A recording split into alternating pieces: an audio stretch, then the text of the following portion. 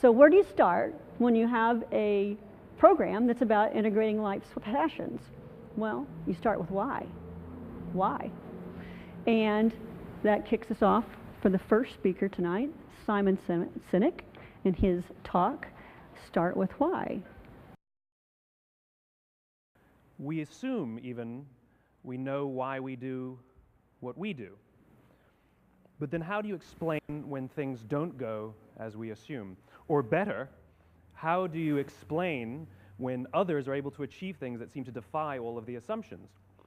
For example, why is Apple so innovative? Year after year after year after year, they're more innovative than all their competition.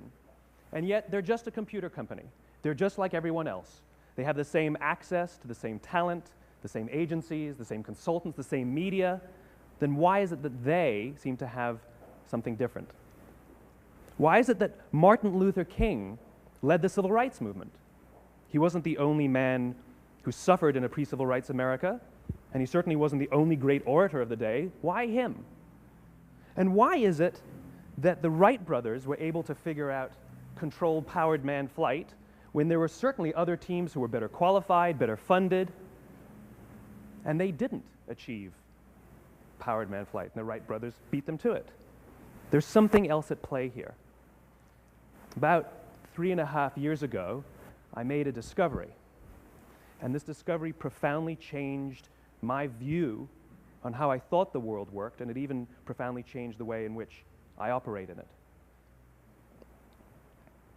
As it turns out, there's a pattern. As it turns out, all the great and inspiring leaders and organizations in the world, whether it's Apple or Martin Luther King or the Wright brothers, they all think, act, and communicate the exact same way, and it's the complete opposite to everyone else. All I did was codify it.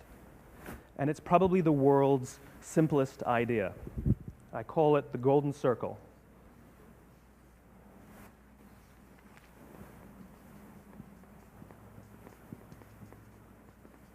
Why, how, what? This little idea explains why some organizations and some leaders are able to inspire where others aren't. Let me define the terms really quickly. Every single person, every single organization on the planet knows what they do, 100%. Some know how they do it, whether you call it your differentiating value proposition or your proprietary process or your USP. But very, very few people or organizations know why they do what they do. And by why, I don't mean to make a profit. That's a result. It's always a result. By why, I mean what's your purpose? What's your cause? What's your belief? Why does your organization exist? Well, as a result, the way we think, the way we act, the way we communicate is from the outside in. It's obvious. We go from the clearest thing to the fuzziest thing. But the inspired leaders and the inspired organizations, regardless of their size, regardless of their industry, all think, act, and communicate from the inside out. Let me give you an example. I use Apple because they're easy to understand and everybody gets it. If Apple were like everyone else, a marketing message from them might sound like this. We make great computers. They're beautifully designed, simple to use, and user-friendly. Want to buy one? Meh. And that's how most of us communicate. That's how most marketing is done, that's how most sales is done, and that's how most of us communicate interpersonally. We say what we do, we say how we're different or how we're better, and we expect some sort of behavior, a purchase, a vote, something like that. Here's our new law firm. We have the best lawyers with the biggest clients. We have, we always perform for our clients, do business with us. Here's our new car. It gets great gas mileage. It has, leather seats. Buy our car. But it's uninspiring. Here's how Apple actually communicates. Everything we do, we believe in challenging the status quo. We believe in thinking differently. The way we challenge the status quo is by making our products beautifully designed, simple to use, and user-friendly. We just happen to make great computers. Want to buy one? Totally different, right? You're ready to buy a computer from me. All I did was reverse the order of the information. People don't buy what you do, people buy why you do it. People don't buy what you do, they buy why you do it. This explains why every single person in this room is perfectly comfortable buying a computer from Apple. But we're also perfectly comfortable buying an MP3 player from Apple, or a phone from Apple, or a DVR from Apple. But as I said before, Apple's just a computer company. There's nothing that distinguishes them structurally from any of their competitors. Their competitors are all equally qualified to make all of these products. In fact, they tried. A few years ago, Gateway came out with flat screen TVs. They're eminently qualified to make flat screen TVs. They've been making flat screen monitors for years. Nobody bought one. Dell came out with MP3 players and PDAs. And they make great quality products, and they can make perfectly well-designed products, and nobody bought one. In fact, talking about it now, we can't even imagine buying an MP3 player from Dell. Why would you buy an MP3 player from a computer company? But we do it every day. People don't buy what you do, they buy why you do it. The goal is not to do business with everybody who needs what you have. The goal is to do business with people who believe what you believe. Here's the best part. None of what I'm telling you is my opinion. It's all grounded in the tenets of biology, not psychology, biology. If you look at a cross-section of the human brain, looking from the top down, what you see is the human brain is actually broken into three major components that correlate perfectly with the golden circle. Our newest brain, our Homo sapien brain, our neocortex, corresponds with the what level. The neocortex is responsible for all of our rational and analytical thought and language. The middle two sections make up our limbic brains, and our limbic brains are responsible for all of our feelings, like trust and loyalty. It's also responsible for all human behavior, all decision-making, and it has no capacity for language. In other words, when we communicate from the outside in, yes, people can understand vast amounts of complicated information like features and benefits and facts and figures. It just doesn't drive behavior. When we communicate from the inside out, we're talking directly to the part of the brain that controls behavior, and then we allow people to rationalize it with the tangible things we say and do. This is where gut decisions come from. You know, sometimes you can give somebody all the facts and your figures, and they say, I know what all the facts and details say, but it just doesn't feel right. Why would we use that verb? It doesn't feel right. Because the part of the brain that controls decision-making doesn't control language. And the best we can muster up is, I don't know, it just doesn't feel right. Or sometimes you say you're leading with your heart or you're leading with your soul. Well, I hate to break it to you, those aren't other body parts controlling your behavior. It's all happening here in your limbic brain, the part of the brain that controls decision-making and not language.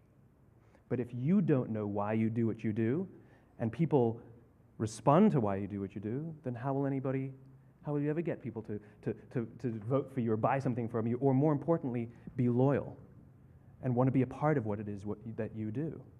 Again, the goal is not just to sell people who need what you have. The goal is to sell to people who believe what you believe. The goal is not just to hire people who need a job. It's to hire people who believe what you believe. I always say that, you know, there's if you hire people just because they can do a job, they'll work for your money. But if you hire people who believe what you believe, they work for you with blood and sweat and tears. And nowhere else is there a better example of this than with the Wright brothers. Most people don't know about Samuel Pierpont Langley. And back in the early 20th century, the pursuit of powered man flight was like the dot-com of the day. Everybody was trying it. And Samuel Pierpont Langley had what we assume to be the recipe for success. I mean, even now, when you ask people, why did your product or why did your company fail? And people always give you the same permutation of the same three things. Undercapitalized, the wrong people, bad market conditions. It's always the same three things. So let's explore that. Samuel Pierpont Langley was given $50,000 by the War Department to figure out this flying machine. Money was no problem. He held a seat at Harvard and worked at the Smithsonian and was extremely well connected. He knew all the big minds of the day. He hired the best minds money could find, and the market conditions were fantastic. The New York Times followed him around everywhere, and everyone was rooting for Langley. And how come we've never heard of Samuel Pierpont Langley? A few hundred miles away in Dayton, Ohio, Orville and Wilbur Wright. They had none of what we consider to be the recipe for success. They had no money. They paid for their dream with the proceeds from their bicycle shop. Not a single person on the Wright brothers' team had a college education, not even Orville or Wilbur. And the New York Times followed them around nowhere. The difference was Orville and Wilbur were driven by a cause, by a purpose, by a belief. They believed that if they could figure out this flying machine, it'll change the course of the world. Samuel Pierpont Langley was different. He wanted to be rich and he wanted to be famous. He was in pursuit of the result. He was in pursuit of the riches. And lo and behold, look what happened. The people who believed in the Wright brothers' dream worked with them with blood and sweat and tears. The others just worked for the paycheck. And they tell stories of how every time the Wright brothers went out, they would have to take 5 sets of parts because that's how many times they would crash before they came in for supper. And eventually, on December 17th, 1903, the Wright brothers took flight. And no one was there to even experience it. We found out about it a few days later. And further proof that Langley was motivated by the wrong thing, the day the Wright brothers took flight, he quit. He could have said, "That's an amazing discovery, guys, and I will improve upon your technology." But he didn't. He wasn't first. He didn't get rich. He didn't get famous. So he quit. People don't buy what you do, they buy why you do it. And if you talk about what you believe, you will attract those who believe what you believe. Well, why is it important to attract those who believe what you believe? Something called the law of diffusion of innovation. And if you don't know the law, you definitely know the terminology. The first 2.5% of our population are our innovators. The next 13.5% of our population are our early adopters. The next 34% are your early majority, your late majority, and your laggards. The only reason these people buy touch-tone phones is because you can't buy rotary phones anymore. We all sit at various places at various times on the scale, but what the law of diffusion of innovation tells us is that if you want mass market success or mass market acceptance of an idea, you cannot have it until you achieve this tipping point between 15 and 18% market penetration, and then the system tips. And I love asking businesses, what's your conversion on new business? And they love to tell you, oh, it's about 10% proudly. Well, you can trip over 10% of the customers. We all have about 10% who just get it. That's how we describe them, right? That's like that gut feeling, oh, they just get it. The problem is, how do you find the ones that just get it before you're doing business with them versus the ones who don't get it? So it's this here, this little gap, that you have to close, as Geoffrey Moore calls it, crossing the chasm. Because you see, the early majority will not try something until someone else has tried it first. And these guys, the innovators and the early adopters, they're comfortable making those gut decisions. They're more comfortable making those intuitive decisions that are driven by what they believe about the world and not just what product is available. These are the people who stood online for 6 hours to buy an iPhone when they first came out, when you could have just walked into the store the next week and bought one off the shelf. These are the people who spent $40,000 on flat-screen TVs when they first came out, even though the technology was substandard. And by the way, they didn't do it because the technology was so great. They did it for themselves. It's because they wanted to be first. People don't buy what you do, they buy why you do it. And what you do simply proves what you believe. In fact, people will do the things that prove what they believe. The reason that person bought the iPhone in the first 6 hours, or stood in line for 6 hours, was because of what they believed about the world and how they wanted everybody to see them. They were first. People don't buy what you do, they buy why you do it. So let me give you a famous example, a famous failure and a famous success of the law of diffusion of innovation. First, the famous failure. It's a commercial example. As we said before a second ago, the recipe for success is money and the right people and the right marketing conditions, right? You should have success then. Look at TiVo. From the time TiVo came out about 8 or 9 years ago to this current day, they are the single highest quality product on the market. Hands down, there is no dispute. They were extremely well funded. Market conditions were fantastic. I mean, we use TiVo as a verb. I TiVo stuff on my piece of junk Time Warner DVR all the time. But TiVo is a commercial failure. They've never made money. And when they went IPO, their stock was at about $30 or $40 and then plummeted, and it's never traded above 10. In fact, I don't think it's even traded above 6, except for a couple of little spikes.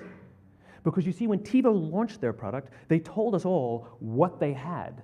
They said, we have a product that pauses live TV, skips commercials, rewinds live TV, and memorizes your viewing habits without you even asking.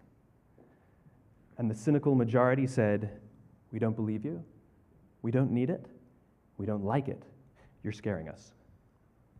What if they had said, if you're the kind of person who likes to have total control over every aspect of your life, boy, do we have a product for you. It pauses live TV, skips commercials, memorizes your viewing habits, etc., etc.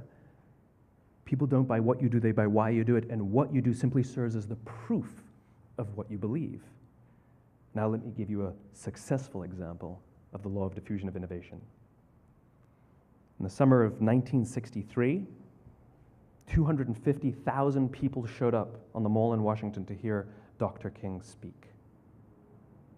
They sent out no invitations, and there was no website to check the date. How do you do that?